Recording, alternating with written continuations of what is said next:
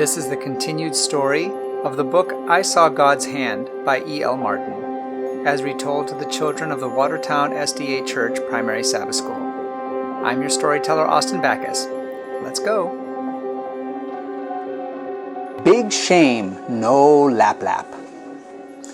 As the impact of Haru's preaching spread from Donnie's village area, mountain tribesmen came down in small groups to find out for themselves what had caused the Tarama River people to stop their relentless cannibal raids on the mountain villages. For decades, the mountain people had lived in fear. Their men did not dare to sleep at night for fear of an attack. With faltering and hesitating steps, the heavily armed mountain people at last ventured into old Donnie's village to ask why the raids had ceased. Donnie was now dead, but they were told by Haru and some of the village people that they were no longer cannibals, but were followers of the big fellow master on top, which means the master of heaven. Unable to understand, the mountain people asked that they be told the story of the big master. On the Sabbath, during a Sabbath service, I asked the people of Donnie's village whether they could remember the first night that I came among them and what they were doing when I arrived. "Yes, we remember," they said. "We have a big shame." We're very ashamed. "We were eating human flesh that very night." I then asked them to tell me why they no longer ate human flesh. Unhesitatingly, they told of the change that had been wrought by the Master they now served and loved. "Do you know," I asked, "the same people against whom you used to launch your attacks are now waiting for the time when they too may hear of the wonderful Christ?"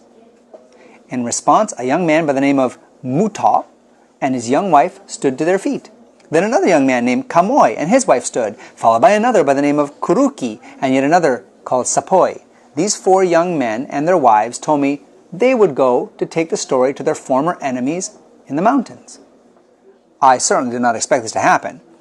These people themselves were only 12 months removed from deepest heathenism. They had been cannibals just a year before. "I will not be able to pay you," I said. "We do not want or expect any pay," they replied. "We can never forget the night old Donnie, our chief, died. He called several of us young men to his side and said, 'We have a debt that we can never repay to the mountain villages for our killing. I am dying. You must take the story of the Master's love to the mountain people.'" That's what Donnie had told some of them before he died. On Sunday morning, I gave each young couple a lantern, 2 bottles of kerosene, an enamel basin, a boiler for cooking food, a lap-lap for each man, and a skirt for each wife. Couple things. What's a lap-lap? Anybody remember? It's like a loincloth, like a short skirt that they could wrap around their waist. And notice this was on Sunday morning. This is just the very day after he first mentioned the idea of going to talk to the mountain people. They're already leaving the next day. They're like, "Okay, we're going." Wow. They also received a large bush knife and an axe. Early the next morning, after Haru and I had prayed earnestly for heaven's benediction and blessing to rest upon them, these 4 young couples gathered up their few earthly possessions and after touching farewells and embraces, left for the mountains. My parting words to them were that I would visit them in the mountain villages in about 6 weeks. On the patrol inland 6 weeks later, we visited the village where Kuruki had located. After greetings, I asked, "How many people live in the village?" 49, he said. "How many are in your baptismal class?" 49. "But a few are children who are really too young to understand." Amazing indeed, after just 6 weeks of work. After spending a day and night with Kuruki, we walked for another 3.5 hours to reach Kamoy's village. Again, I asked the same questions. "How many people are in this village?" 38. "And how many in the baptismal class?" 38. Every member of the village wanted to study.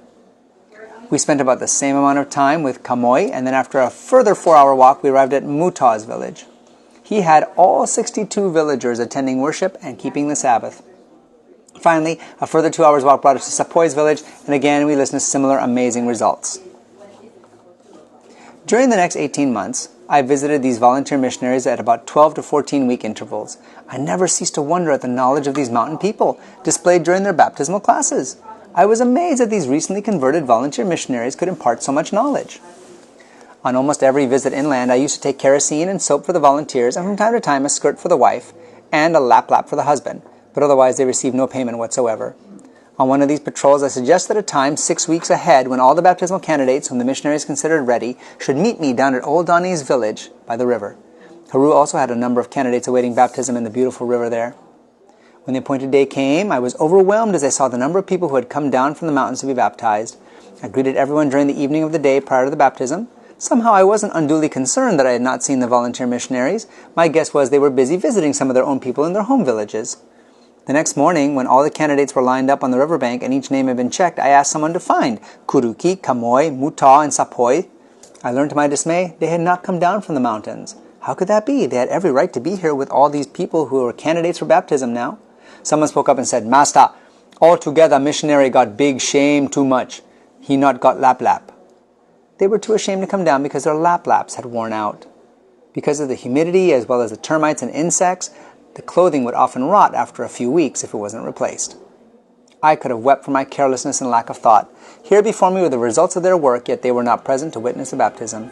If it had been reasonably possible, I would have postponed the baptism, but I couldn't, as these lovely mountain people with their radiant happiness and beaming faces had walked many, many hours to demonstrate that they had been truly born again.